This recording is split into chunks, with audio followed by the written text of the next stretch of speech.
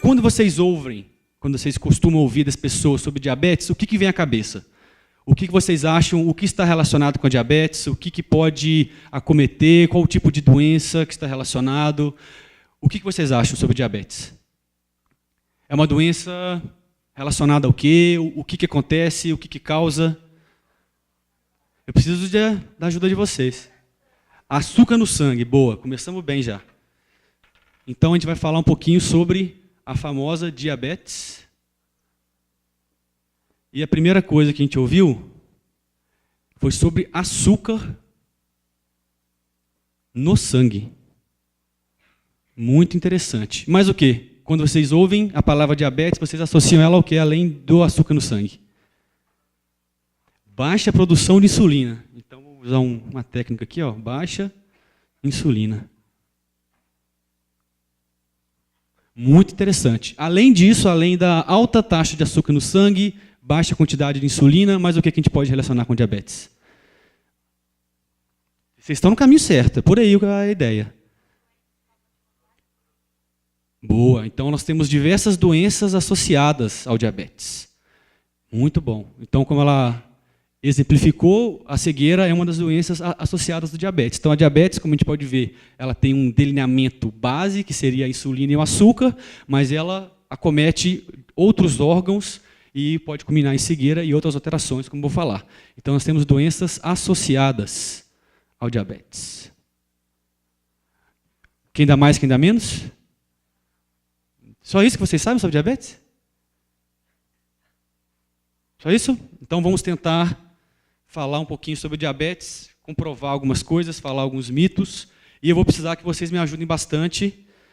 E no roteiro de hoje, nós vamos falar então rapidamente sobre alguns conceitos básicos de fisiologia para que a gente possa entender o que é o diabetes, como é que ele ocorre, como é que ele culmina em diversas outras doenças associadas. É importante que a gente fale um pouquinho sobre a fisiologia do açúcar no sangue e da insulina.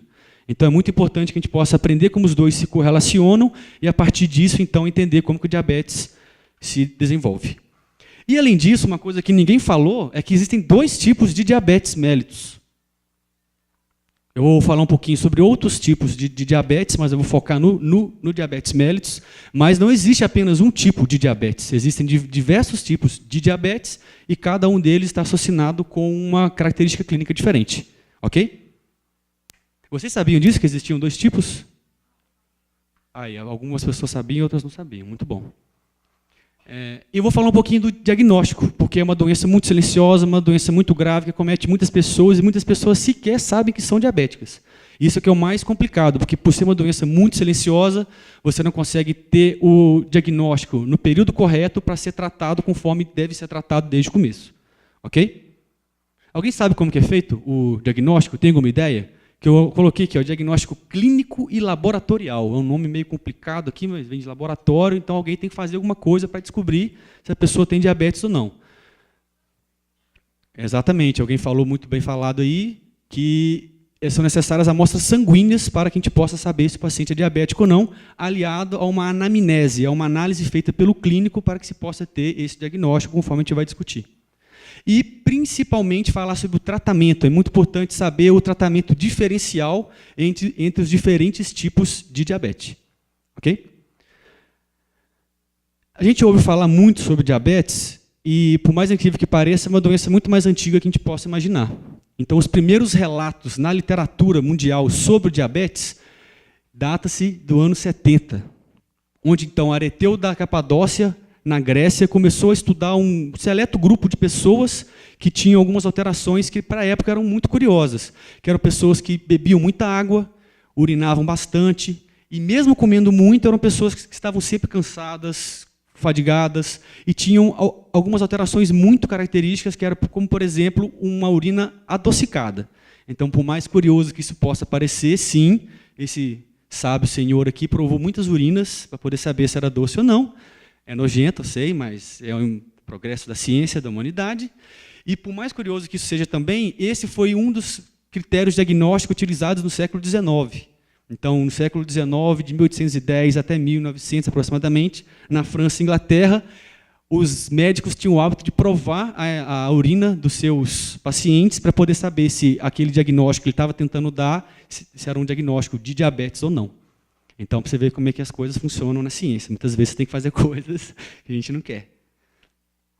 Mas de onde vem essa palavra diabetes? Então, a diabetes ela vem do latim, misturando duas palavrinhas, que é diabetes e mélito.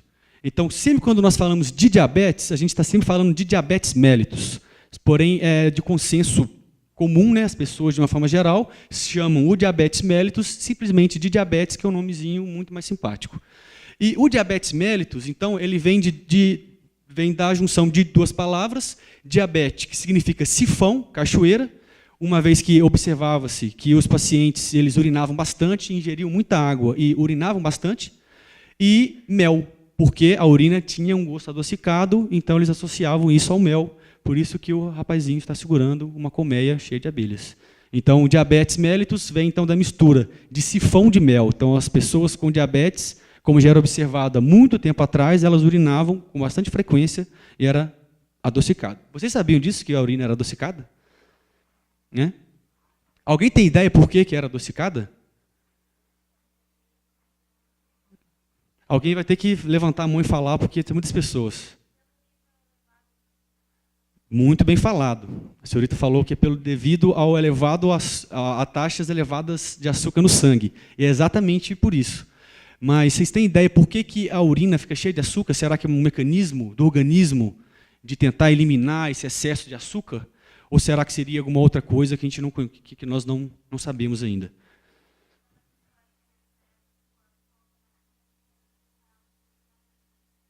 Quem falou? Desculpa, não vi.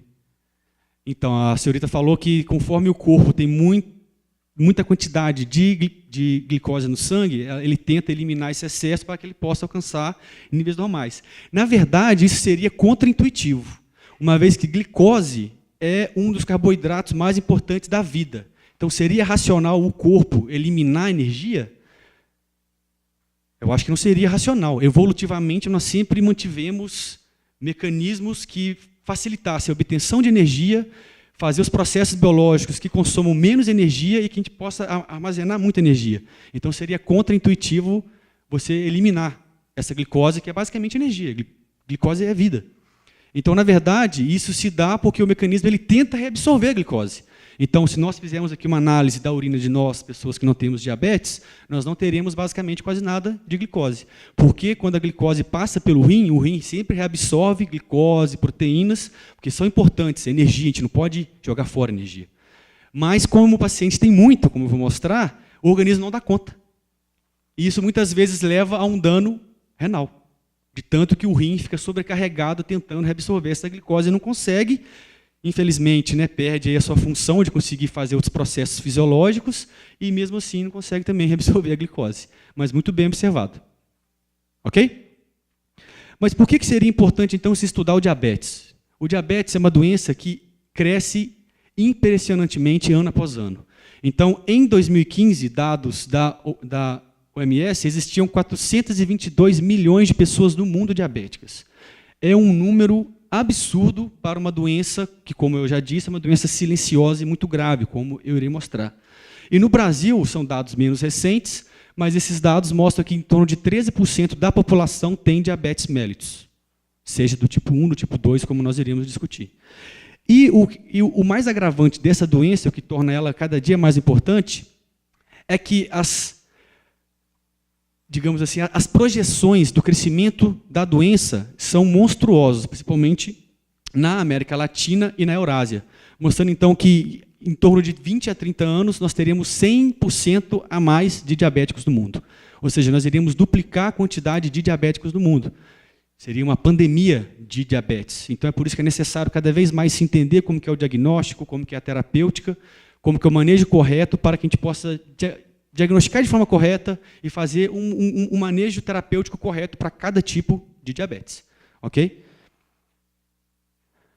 E, além de ser uma doença muito frequente, que cresce ano após ano, é uma doença que é a quarta principal causa mortes no Brasil.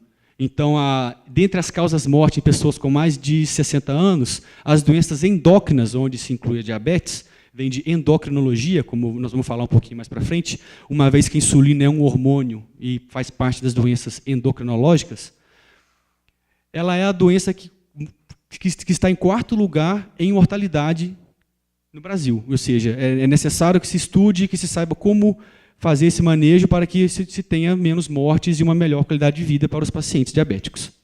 Ok? Mas, para que a gente possa entender diabetes e falar um pouquinho sobre o famoso açúcar no sangue, nós temos que entender o que é esse famoso açúcar no sangue e como que se correlaciona o açúcar com a insulina. Então, de uma forma geral, a glicose, que é essa substânciazinha bem simpática aqui, com essas diversas moléculas, carbono, nitrogênio, oxigênio, chamada glicose, é o carboidrato mais importante da vida, porque é a principal fonte de energia que nós temos para o bom funcionamento do corpo. Então, todas as células do nosso organismo, todas, sem exceção, utilizam a glicose como forma de energia.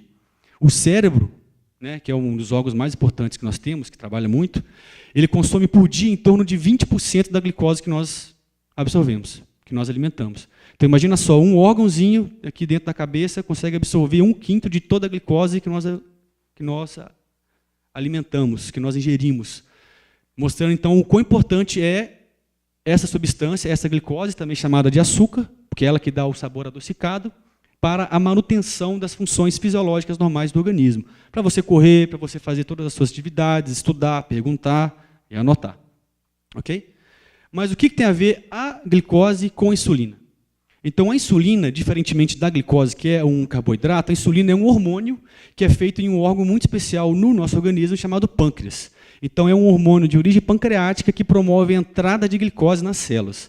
Então, os dois têm uma relação muito íntima. Se eu tenho glicose, eu tenho que ter insulina para que a glicose possa entrar para dentro da célula. Então, uma análise direta é que se eu não tiver insulina, eu não consigo colocar a glicose para dentro da célula. Então, muito bem observado que, sim, os pacientes diabéticos, como eu vou mostrar alguns deles, têm baixa insulina e, consequentemente, os níveis sanguíneos, a quantidade de glicose no sangue é mais alta do que o normal. Ok? Mas qual que é essa relação, então, do pâncreas com a insulina?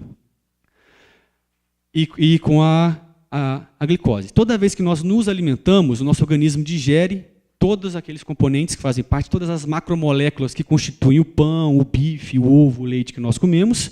E dentre essas macromoléculas, todos esses componentes, depois que eles são digeridos e se tornam estruturas menos complexas e de fácil absorção, a glicose é um dos principais componentes de todos esses alimentos. E uma vez ingerida a glicose, digerida e absorvida, ela cai nos vasos sanguíneos e, devido à irrigação sanguínea no pâncreas, ela chega até o pâncreas e lá existem células muito específicas que vão fazer a produção da insulina.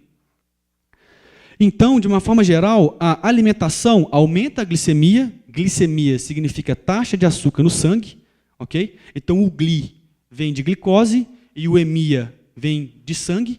Então, glicemia é a taxa de açúcar no sangue, que significa diretamente a taxa de glicose no sangue. Após a alimentação, nós temos um aumento da glicemia e, consequentemente, o organismo tenta controlar isso pela produção de insulina, como a gente vai mostrar. Ok? Então, a glicemia, de uma forma geral, ela é a taxa ou concentração ou quantidade de glicose no sangue. Que significa, então, né, que vem da junção de duas palavras latinas, glicos, que significa açúcar, glicose, e M, que significa sangue. Utilizando dois prefixos muito importantes, que é hipo e hiper, então, do nosso senso comum, a gente sabe que hipo é pouco e hiper é muito. Hipoglicemia significa baixas quantidades sanguíneas de glicose e hiperglicemia significa elevadas taxas sanguíneas de glicose. Ok? Mas qual que seria essa relação? Para a gente poder entender essa relação da glicose com a insulina e o pâncreas, a gente tem que saber onde que fica o pâncreas, do que ele é constituído e como que ele se relaciona com isso tudo. Então, o pâncreas ele não é um órgão muito grande, ele se encontra aqui na nossa cavidade abdominal, próximo aqui ao fígado. O fígado é bem grande, fica aqui nessa porção do lado direito, próximo ao estômago, ao fígado, no emaranhado aqui do intestino, e é um órgão que não é muito grande, tem em torno de 15 a 25 centímetros e pesa de 65 a 80 gramas. Apesar de não ser um órgão tão grande, tão complexo, tão pesado como é o fígado, como é o cérebro, ele exerce uma função fundamental. É impossível viver sem o pâncreas. é impossível viver sem o pâncreas. Um paciente sem pâncreas, com um paciente que tem câncer pancreático, a chance é um dos cânceres mais agressivos que existe, uma vez que o pâncreas tem uma função muito nobre no organismo, que é controlar a taxa de açúcar no sangue. Ok? Mas por quê? Porque no pâncreas ocorre uma coisa muito importante, que é a secreção de insulina, a produção de insulina. Então, como eu falei, a insulina é um hormônio. E por isso que o diabetes ele se encaixa dentre as doenças endocrinológicas, que a endocrinologia estuda os hormônios. Se é uma doença que tem alterações hormonais, então ela está dentro do campo da endocrinologia. E o pâncreas, então, mesmo sendo pequeno, ele tem umas estruturas muito específicas chamadas ilhotas de Langerhans. É um nomezinho, né, danado de guardar, ilhotas de Langerhans, mas que essas ilhotas, que são esses emaranhados celulares, elas têm em torno de 80% de células beta. Então, olha só, nós estamos partindo do pâncreas, que é um dos órgãos do organismo. Então, o pâncreas, que fica aqui pertinho do fígado, do estômago, ele tem estruturas específicas chamadas ilhotas de Langerhans, cheio de vaso sanguíneo aqui do lado, está vendo? Isso aqui é tudo vaso sanguíneo, que é para chegar sangue e nutrir as células. E dentre essas células que fazem parte das ilhotas de Langerhans, 80% chama-se célula beta, que tem um contato íntimo com os vasos sanguíneos e que é capaz de produzir insulina. Então, olha que legal. Essa insulina, então, ela consegue atuar em diversas células do organismo, promovendo a entrada da glicose para o interior celular. Então, se eu não tiver insulina, eu não consigo colocar a glicose para dentro da célula. E o que acontece quando a célula não tem glicose? A célula morre. A glicose é fundamental para que a célula consiga exercer suas atividades funcionais, manter a sua função e exercer tudo aquilo que é necessário. E sem a insulina, essa célula, infelizmente, ela morre. Então, de uma forma geral, para que a gente possa memorizar, nós temos, então, o alimento. O alimento ele é digerido no nosso trato gastrointestinal, especificamente digerido no estômago e absorvido posteriormente no intestino.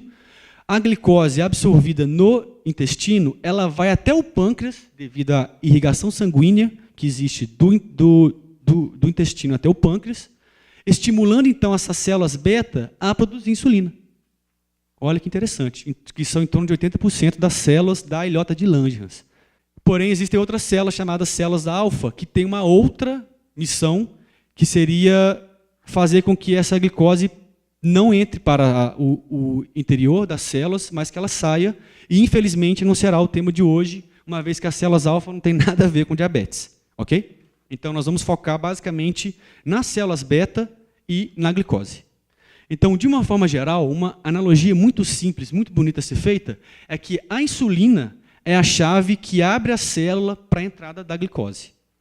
Então, se eu não tenho a chave, a célula não abre, não entra glicose. Se a minha fechadura não está legal, a chave não consegue entrar e não entra glicose. Se a minha chave está em poucas quantidades, eu vou ter menos portas, menos células sendo abertas e, consequentemente, eu vou ter mais glicose no sangue. Ok? Conseguiram entender, então, a relação direta entre a insulina e a quantidade de açúcar no sangue? A alimentação, aumento da glicemia, que é a quantidade de açúcar no sangue.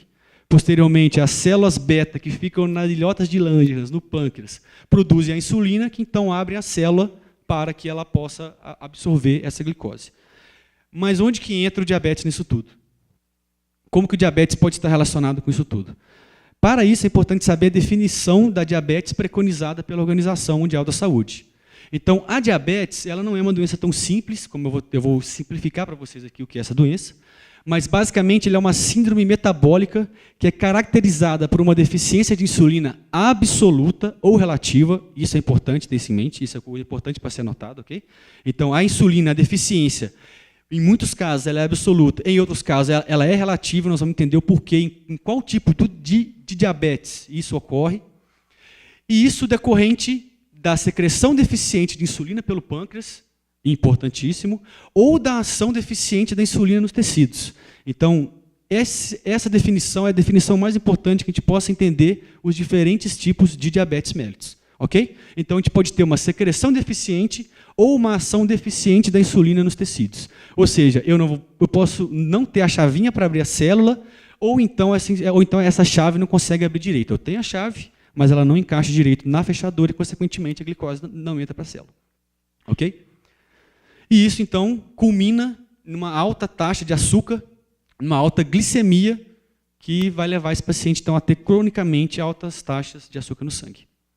Dentre os sintomas que estão relacionados com a doença, os sintomas mais comuns são urina frequente, então os pacientes eles vão muito ao banheiro com grande frequência, consequentemente tomam bastante água.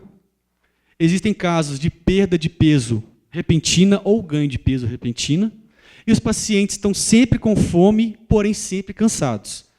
Por que vocês acham que tem uma relação íntima entre você estar sempre com fome e estar sempre cansado no contexto do diabetes?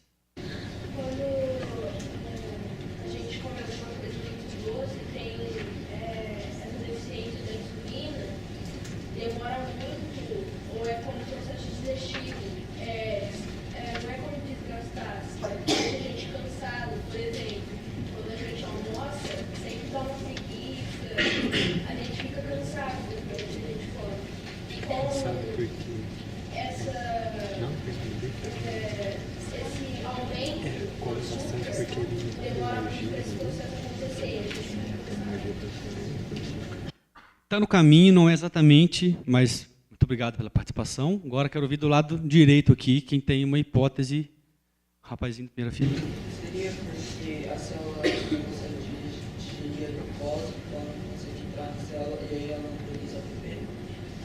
Ele utilizou dois conceitos muito interessantes. Ele falou que, de uma certa forma, então, como a célula não consegue captar a glicose, ela não consegue produzir ATP. E é exatamente esse o caminho. Então, se você não tem a insulina, como que eu vou conseguir colocar a glicose para dentro da célula para poder gerar o ATP? Mas por que então que a pessoa ficaria com fome e cansada sempre? Eu acho que você tem que comer mais, porque você não consegue fazer a digestão. E aí você tem que comer para absorver uma quantia baixa.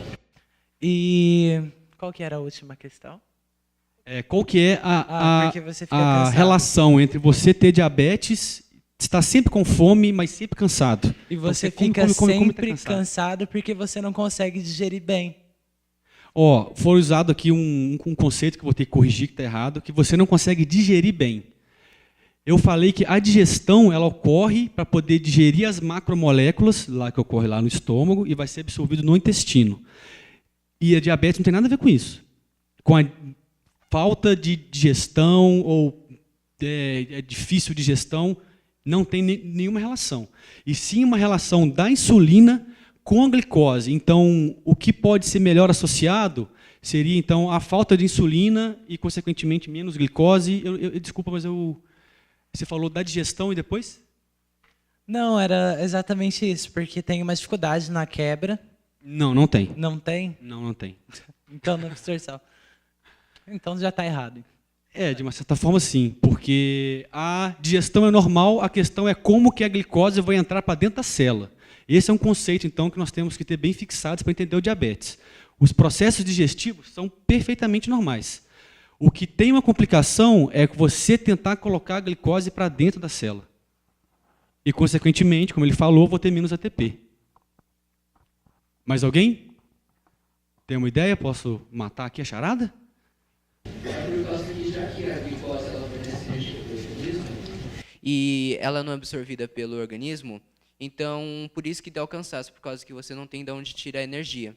Agora, o fato de você ficar com fome é por causa que o organismo ele precisa de um carboidrato para poder produzir energia. Por isso que dá fome para você consumir alimentos. Perfeitamente. Parabéns. Perfeito. Então, como foi muito bem respondido, conforme nós não temos a insulina, nós não temos a chave que abre a fechadura e permite a entrada da glicose, eu tenho baixas quantidades de glicose no interior, e como eu disse, a glicose é importante para que a célula possa produzir ATP e gerar energia. Então, se eu não tenho glicose dentro da célula, eu vou estar sempre cansado, uma vez que eu não vou ter energia para desenvolver as minhas atividades. Então, eu como muito, mas eu nunca tenho energia. E eu tenho muita fome porque o meu organismo ele não consegue entender que eu acabei de comer. Ele quer ter energia para poder desenvolver as suas atividades. Então, imagina o cérebro sem glicose. O cérebro consome em torno de 1/5 de toda a glicose circulante. Imagina o cérebro sem glicose, ele não quer nem saber se você acabou de comer, se você está querendo fazer qualquer outra coisa. Ele quer glicose dentro dele. E um dos mecanismos que ele faz é nos dar, não a saciedade, mas sim a vontade de comer a todo momento para que a gente possa suprir essa falta energética. Porém, é um mecanismo infinito. Porque você come achando que vai saciar a fome, a glicose não entra, você fica cansado, o cérebro não entende o que está acontecendo, fala para você comer, então você fica sempre nesse ciclo de comer e, infelizmente, jogando fora energia, uma vez que o organismo não consegue reabsorver sempre essa glicose, você elimina essa glicose na urina. Ok? Muito bem respondido. Então, já que nós sabemos, basicamente, qual é essa relação da insulina, da glicose com o diabetes, como que vocês acham que eu posso fazer um diagnóstico do diabetes? Será que se eu pegar uma amostra sanguínea e ver a quantidade de açúcar, de glicose que eu tenho no sangue, eu consigo responder isso? Sim. Então, o diagnóstico ele é dividido em duas vertentes. Um diagnóstico clínico, que depende do contato paciente-médico, e um diagnóstico laboratorial, onde amostras sanguíneas são utilizadas para se avaliar a taxa de açúcar no sangue. Ok? Então, no clínico, basicamente, ganho ou perda de peso muito acentuado, poliúria, poliúria, que é um termo mais chique para se falar, uma alta frequência de ir ao banheiro para urinar. Então, poli vem de muito e úria de urina, então quer dizer que você vai muito no banheiro para poder urinar. Ou polidipsia, outro nome complicado. Poli vem de muito e dipsia de sede, então a pessoa bebe muita água, bastante água, ela bebe muita água e vai muito ao banheiro. E excesso de fome. Então, essas alterações, elas são muito características de um paciente diabético. E quem sabe me falar por que a perda de peso repentina ela é um forte indício de diabetes? Qual seria essa relação entre diabetes e perda de peso? Porque a diabetes transforma a gordura em açúcar. Vamos fazer uma análise mais simples, para poder facilitar. Para que eu possa ter a formação de gordura, eu tenho que ter a glicose dentro da célula. Então, o diabetes, como eu não tenho como colocar a glicose para dentro da célula, eu não tenho como armazenar gordura. E o pouco que eu consigo colocar no interior celular acaba sendo utilizado para outras atividades, mais fundamentais do que armazenar gordura. Então, é por isso que os pacientes eles perdem peso de forma muito repentina. Então, a partir do momento que eles perdem essa capacidade de produzir insulina, a glicose não consegue entrar, ela vai sempre sendo eliminada, e se ela não consegue entrar na célula, ela não consegue ser armazenada na forma de gordura, que a gordura é simplesmente uma forma que o organismo tem de armazenar grandes quantidades de energia em um espaço mais compacto. Tem uma documentário na José, que em um lado ele só come alimentos que possuem lipídio, de outro que só come alimentos que possuem glicose. E ele, no final da pesquisa, ele faz análise, ele percebe que o nível de probabilidade de você ter diabetes, em ambos os casos, eles abaixam, sabe? Abaixam o nível de glicose no sangue. E, abaixa a probabilidade de você ter diabetes. E, já no caso, se você come os dois, o nível de diabetes vai sempre aumentando. Eu queria saber como foi funcionado. Muito bem perguntado. Como eu vou mostrar nos próximos slides, tem um subtipo de diabetes que está intimamente, que é o mais comum, que está intimamente relacionado com o hábito de vida, o estilo de vida. Então, conforme a gente come muita gordura, a gordura ela vai acabando sendo muito mais depositada do que quando você come coisas mais saudáveis, que tem menos teor glicêmico, menos quantidade de gordura. Então, os alimentos mais gordurosos, eles são mais acumulados no organismo, então a pessoa fica mais gordinha. E essa alta presença de gordura impede a ação da insulina. Eu vou explicar mais para frente, espero que eu consiga responder a sua pergunta, vai ficar mais prático. Mas tem um tipo de diabetes que é esse, que a pessoa é gordinha, come muito, e conforme você tem muito tecido adiposo, muita gordura, você perde a sua capacidade de processar a insulina e, consequentemente, a sua célula. Você tem até boas quantidades de insulina, ou até mesmo elevadas no sangue, mas ela não consegue atuar porque a gordura ela produz algumas coisas que impedem a ação da insulina. Então, quando você come alimentações mais saudáveis, a sua chance de ser mais magro é muito maior e, consequentemente, você não vai ter esse adipócito, essa gordura produzindo esses fatores que impedem a ação da insulina. Deu para entender um pouquinho? Mais para frente eu vou falar um pouquinho mais sobre esse tipo de diabetes. E o diagnóstico laboratorial, que é classificado por uma alta glicemia de jejum. Então, o paciente ele tem que ficar de jejum, porque pós-alimentação as taxas de açúcar no sangue crescem muito. Então, se um paciente tem uma alta glicemia maior do que 126 miligramas por decilitro de glicose no sangue, isso aqui é um número que não precisa ser decorado, ok? É apenas um parâmetro de diagnóstico, quer dizer que o paciente ele é diabético.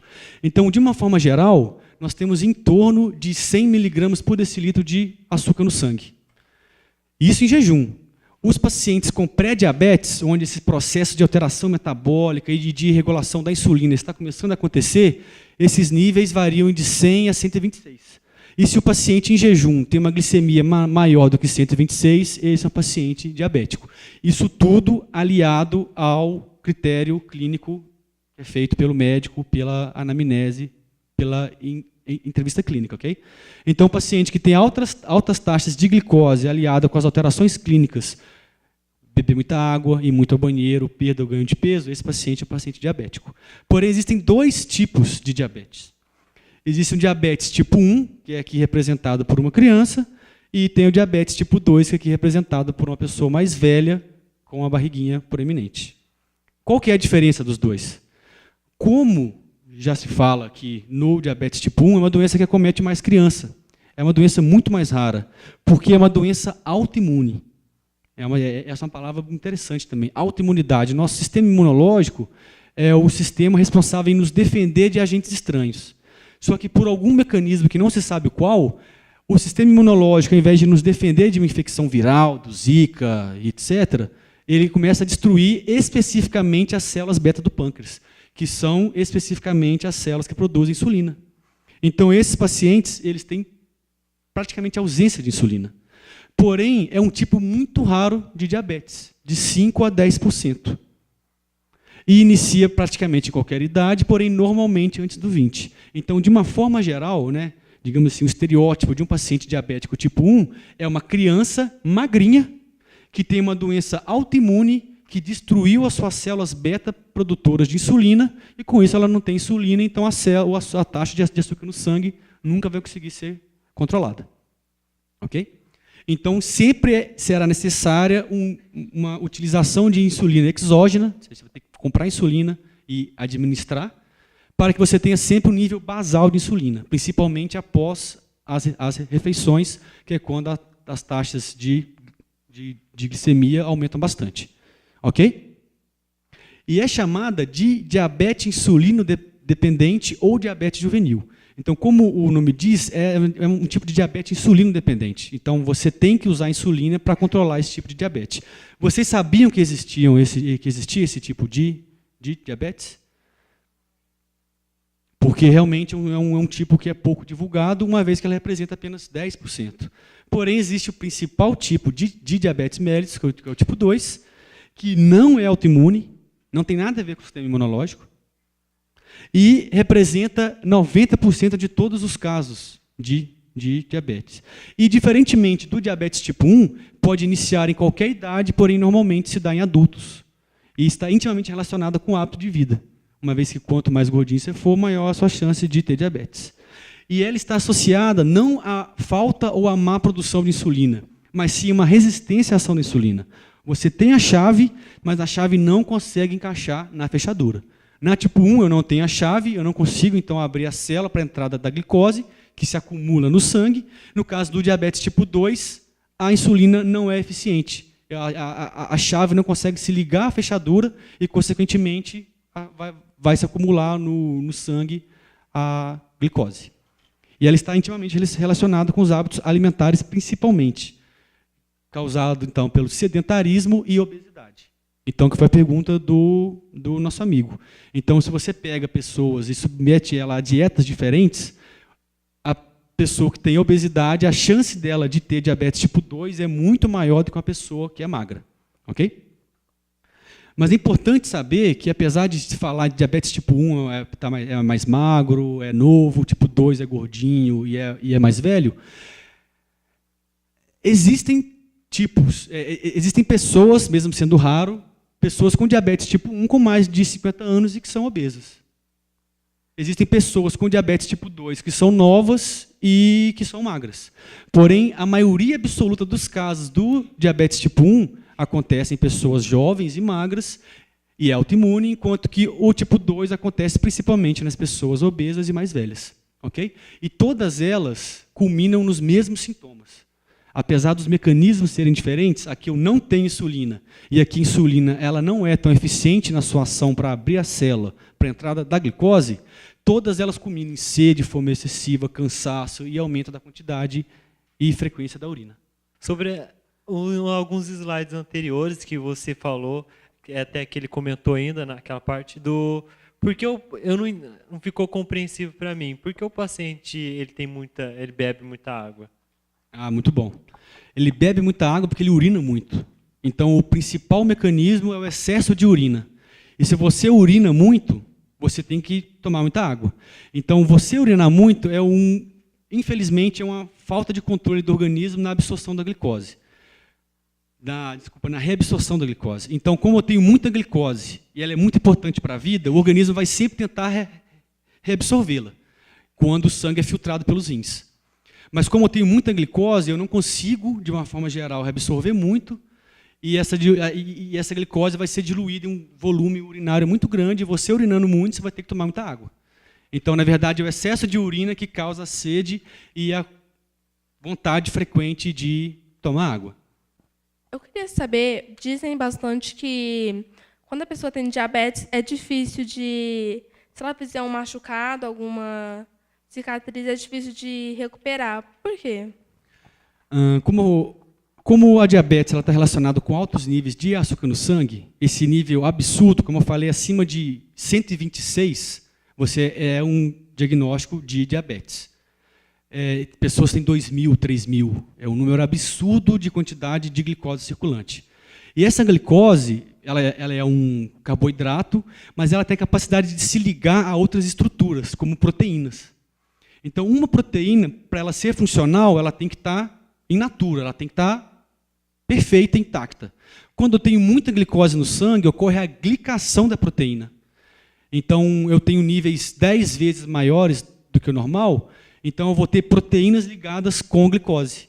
E quando eu ligo a glicose na proteína, a proteína perde a função. Então, o sistema imunológico fica deficiente, a capacidade de cicatrizar fica deficiente, você controlar os seus processos naturais do organismo fica deficiente. E, consequentemente, você tem a dificuldade. Tem diversos relatos de altas taxas de infecção, impotência sexual, cegueira, uma vez que você faz esse processo de glicação, de ligação de glicose à proteína do olho, alteração da microcirculação. Então, a culpada é sempre a glicose, que se liga onde não deveria, que é a proteína, e impede a função da proteína. Ok? Então, existe sim pessoas jovens com diabetes tipo 2 e pessoas com maior idade com tipo 1. Não é um estereótipo.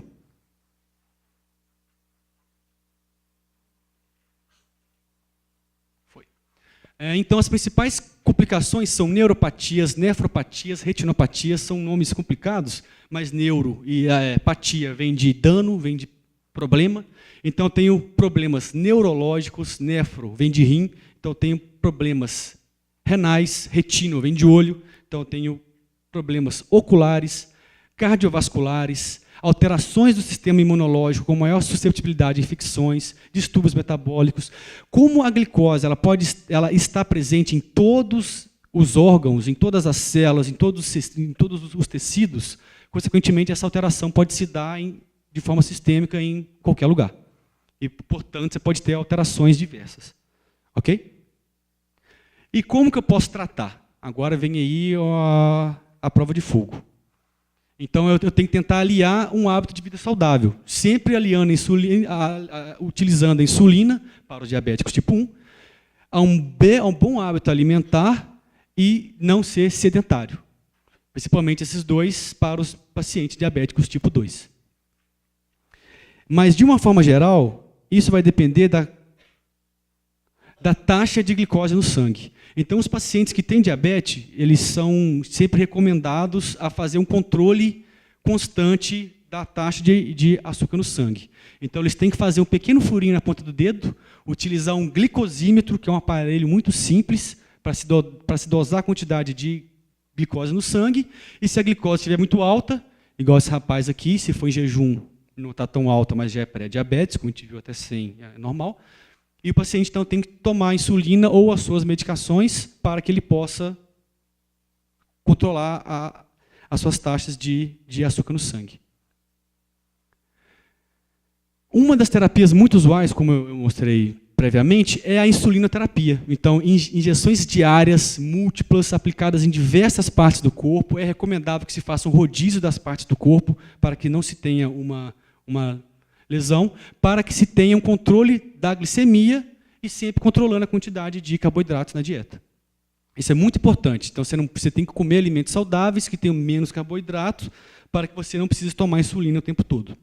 E a pergunta é, a insulinoterapia é obrigatória para qual tipo de diabetes? Tipo 1 ou tipo 2? Quem acha que é tipo 2, levanta a mão. E quem acha que é tipo 1, levanta a mão. Exatamente. Então, a tipo 1 é uma doença autoimune que destrói a célula beta que produz insulina. Então, se eu não tenho insulina, eu tenho que sempre tomar insulina exógena administrada em diversas partes do corpo. Uma outra terapia, menos comum, mas também existe, é o transplante de pâncreas. Se meu pâncreas não está funcionando, eu tiro meu pâncreas, coloco um novo e no final está tudo certo. Porém, esse tipo de terapia não é eficaz para qual tipo de diabetes? Ela não é eficaz para tipo 1 ou para tipo 2? Tipo 1 ou tipo 2? Tipo 2. Não é eficaz para o diabetes tipo 2. No diabetes tipo 2, o pâncreas ele consegue até fazer bastante insulina, até mesmo mais do que o normal. Então, se eu troco o pâncreas do paciente, isso não vai culminar em nada, em nenhuma resposta terapêutica. Uma vez que o defeito está na capacidade da insulina de se ligar, da chavinha, se ligar à fechadura e abrir a célula para a entrada da glicose. Ok? Porém, um transplante de pâncreas é muito grande. Por que eu não pego só a ilhota que é exclusivamente as células do pâncreas, né? A região do pâncreas, onde eu tenho muitas células beta, e faço um transplante de ilhota? É possível também. É muito raro, mas também é uma terapia possível. E essa terapia não é eficaz para qual tipo de diabetes? Tipo 2 também. Ou seja, ao invés de eu transplantar o pâncreas, eu posso simplesmente pegar as células beta que fazem insulina e transplantar para alguém. Porém, o paciente tipo 2 não vai ser tão beneficiado quanto comparado ao tipo 1, que não tem célula beta. Ok? E a tipo 2? Eu poderia usar insulina para poder tratar um paciente que tem diabetes tipo 2? Não poderia. Eu tenho que usar outras alternativas terapêuticas. Porém, existem, isso não é raro, muitos pacientes com tipo 2 que têm deficiência insulínica. Então, eu tenho sim também que usar a insulina. Ok? É importante ter isso em mente. Mas, de uma forma geral, não é usada insulina. São usadas medicações orais que aumentam a eficiência da insulina em promover a entrada da glicose no interior celular. Então, é um mecanismo diferente do diabetes tipo 1. Então, eu tenho que ter, são duas medicações, metformina e glibenclamida, que fazem com que essa fechadura seja corrigida. Que o erro está sempre na fechadura, não na chave. Então, se a minha fechadura está defeituosa, eu dou essas medicações, ela vai corrigir a minha fechadura, e a chave, então, vai conseguir se ligar perfeitamente, abrir a célula e entrar a glicose. Porém, se é um paciente tipo 2, que não tem insulina, porque esse é o paciente que demora a fazer o diagnóstico, então o pâncreas fica ali super estressado, fazendo muita insulina, e a célula beta morra, por exemplo, de superprodução de insulina, eu tenho que administrar, junto com esses medicamentos, a insulina. Ok? Conseguiram entender? Então, para poder resumir, nós temos a diabetes, que é uma doença muito grave, que pode ser dividida em dois tipos básicos. O tipo 1, que é uma doença que acomete principalmente criança, mais jovens e magras. O tipo 2, que acomete principalmente pessoas mais velhas e obesas. A terapia essencial para tipo 1 é a insulina. Não existia sobrevida de pacientes sem a descoberta da insulina. Então, todos os pacientes, sem exceção, morriam até os 12, 15 anos de idade, sem exceção. A insulina só foi descoberta em 1921, e depois disso a vida dos pacientes de diabetes tipo 1 mudou drasticamente. E os tipo 2 requerem os hipoglicemiantes orais, que são esses 2 medicamentos que, diferentemente da insulina, ele vai corrigir a ligação da insulina ao seu receptor e facilitar, então, a sua eficácia. Ok? Muito obrigado e estou aberto às perguntas que vocês...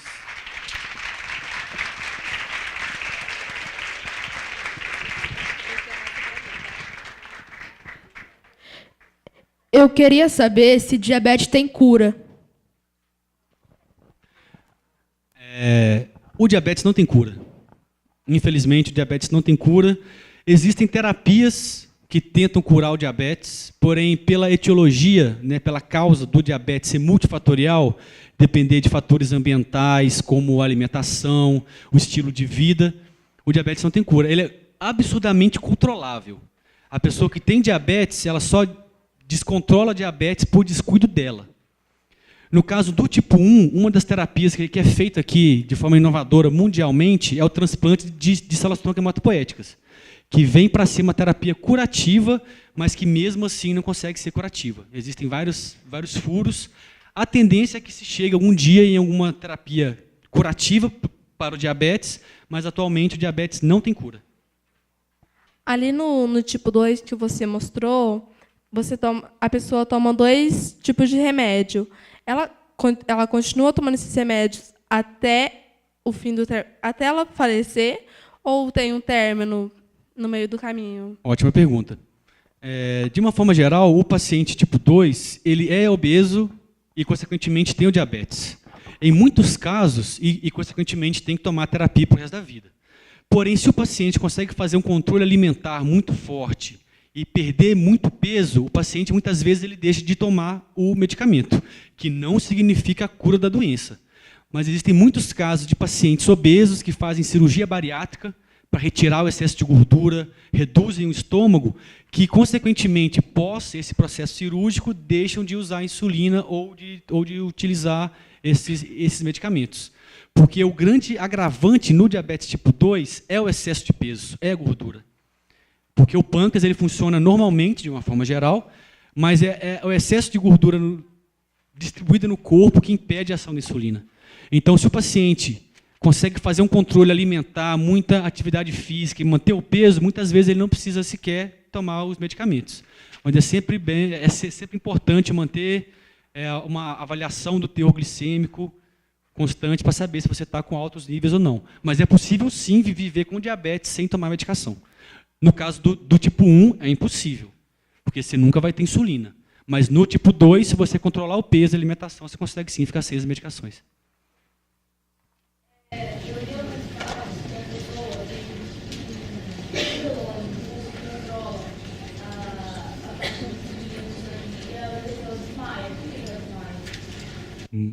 Pergunta maravilhosa. Ele falou que existem pessoas que têm um relógio ligados ao corpo, que conseguem controlar a taxa de açúcar no sangue, porém, muitas vezes as pessoas desmaiam. Não era para acontecer esse desmaio. Mas esse relógio que você se referiu, ele é chamado de bomba de infusão de insulina. Então, ele é ligado diretamente no corpo e ele consegue avaliar, a cada 15 minutos, conforme ele é programado, até menos tempo, avaliar as taxas de glicose no sangue. E conforme a taxa de açúcar for aumentando, ele vai colocando insulina no seu corpo automaticamente. Porém, se você der muita insulina, o que acontece? Eu vou ter muita glicose entrando na célula e pouca glicose circulante. E qual que é o órgão que mais precisa de insulina? De glicose, o cérebro. Então, se eu tenho pouca insulina circulante, a chance de eu ter pouca glicose no cérebro é muito grande, e, consequentemente, a pessoa pode desmaiar. Então, é muito importante que o diabético tipo 1 controle a dose de insulina que ele vai receber. Se ele colocar pouca insulina, ele vai continuar tendo hiperglicemia. Se ele colocar muita insulina, ele pode ter hipoglicemia e até mesmo morrer. Pode levar a coma e morte. Então, é por isso que ele pode desmaiar. Quer dizer que a bomba de infusão colocou muita insulina mais do que deveria. Ou então deixou de colocar.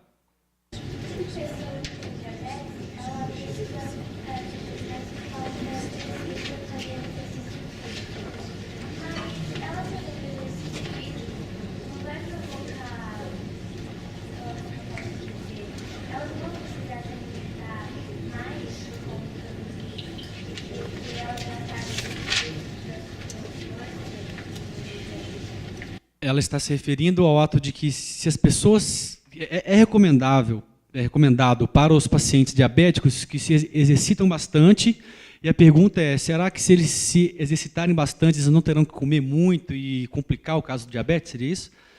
Na verdade, a recomendação da atividade física é para que você possa gastar esse excesso de glicose no sangue. E isso tem que ser aliado a uma boa alimentação. Então, se você corre bastante, maratonista, mas continua comendo coisas que não deve, consequentemente, você não vai ter um bom controle glicêmico e vai continuar sendo diabético.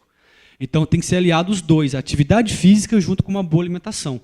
Porque quando você se exercita, a célula consome o ATP, necessita de mais glicose para poder fazer mais ATP e, consequentemente, ela capta a glicose do meio e para poder utilizar isso para fazer energia. Isso aliado a uma boa alimentação, você vai ter taxas normais de glicemia.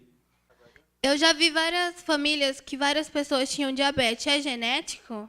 É genético. Não que você tenha uma obrigatoriedade, ou seja, né, o filho vai ser sempre diabético e o neto vai ser sempre diabético, porque o pai era. Mas existe uma grande relação entre os pais ou parentes diabéticos com a diabetes. Porque eu não cheguei a descrever todos os mecanismos, mas existem problemas genéticos na regulação do metabolismo da glicose. Então, se a pessoa ela já tem algum problema, seja na ligação da insulina ao seu receptor, ao metabolismo, de uma forma geral, da glicose, e isso pode ser passado para os filhos, né, pela genética, essa pessoa ela pode se tornar diabética ou não, mas isso tudo vai depender do hábito de vida, se ela se alimenta bem, se ela é sedentária ou não. Mas, de uma forma geral, é genético sim. Então, as pessoas que têm parentes diabéticos têm que tomar muito cuidado e sempre ir ao médico. Pessoal, então vamos agradecer mais uma vez o Lucas. Obrigado pela participação. Obrigado.